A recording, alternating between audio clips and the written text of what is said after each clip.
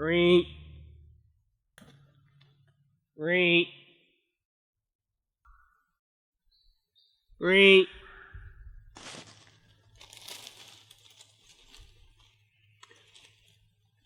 Bingo.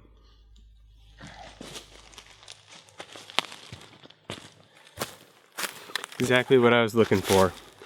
So this is the red-crowned toadlet, Pseudophrony australis, and this is one of the species that I've been working on for the last 2.5 months. Now, these frogs are very brightly colored, and I want to know why.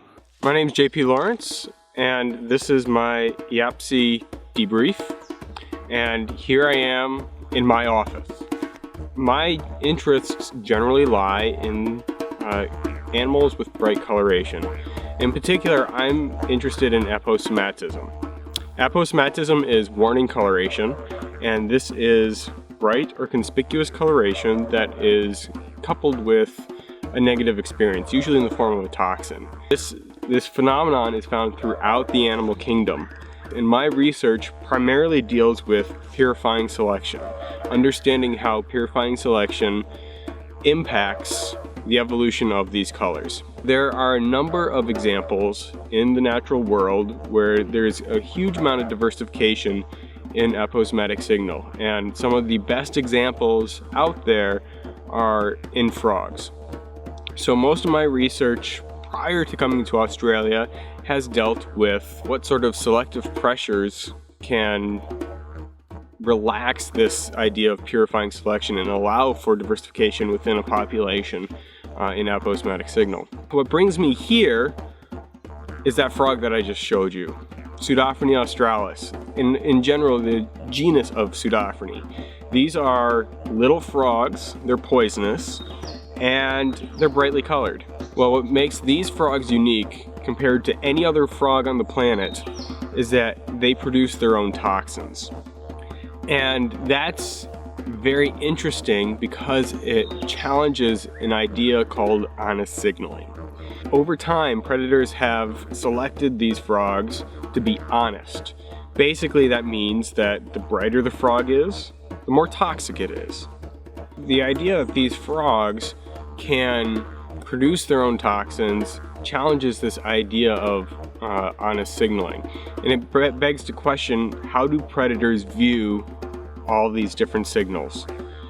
Do they have a very generalized view? Anything that looks like one of those little brown frogs, are they just going to avoid it because they know regardless of what the color is, there's a negative consequence? That's what I aim to investigate. So now to investigate that, I made 2,000 clay models of 8 different phenotypes, and these phenotypes, 5 of which are for the dorsal phenotypes. The other 3 types are ventral. Now, my results, they're not as clear as I would like, but I think that there's something there, and I'm going to have to really sit and think about how to analyze the data. But perhaps one of the most disappointing things of my experience here so far, at least doing my research, is I went down to Crow Jingalong, which is down in Victoria. Well, I put out 2,000 frogs and I got 6 hits. So I don't think I'm going to be able to use the Crow Jingalong samples, unfortunately. But up in the Wadigans, I had a little bit better of an attack rate. I had about 44 attacks out of 1,500, so that's about a 3% attack rate. Now, we think that birds are important here in driving the evolution of color, particularly on the dorsal patterns, because they can see color very well. But I also suspect that mammals are very important here too, and that the ventral patterning might be important for mammals. The project went fairly smoothly.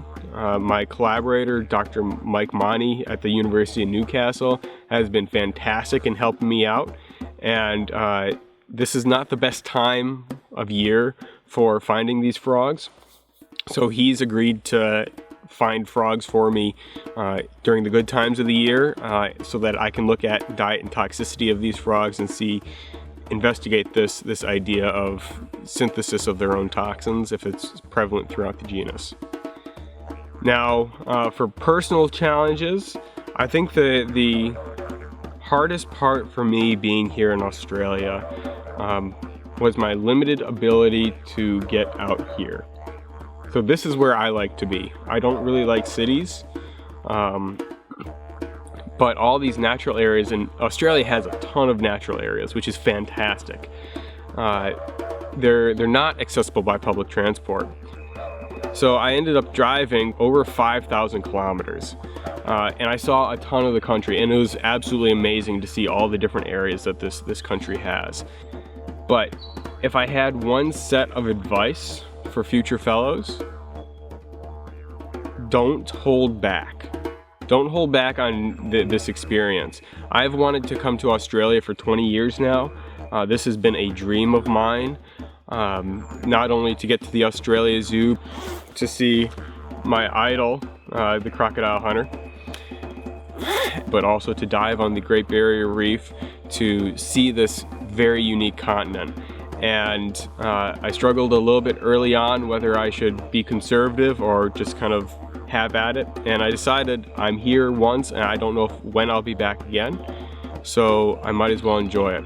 So I ended up going up to Cairns for a behavior conference, and I stayed there for a while, and I ended up seeing tree kangaroos. I dove on the Great Barrier Reef, and I saw more of this country, I would suspect, than many of my fellows, and I don't regret a bit of it.